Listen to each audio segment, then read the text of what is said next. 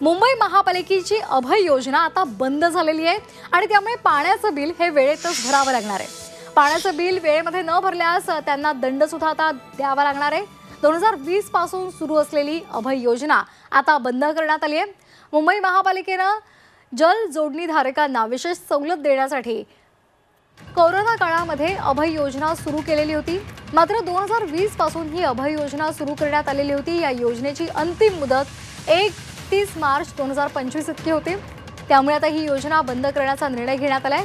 यापुढे वेळेमध्ये पाणी बिल भरलं नाही तर ग्राहकांना दंड भरावा लागणार आहे। आतापर्यंत 1.5 लाखांपेक्षा अधिक जोडणीधारकांनी या योजनेचा लाभ घेतलेला आहे।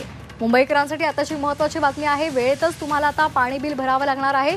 तसं न केल्यास कारवाई होणार आहे।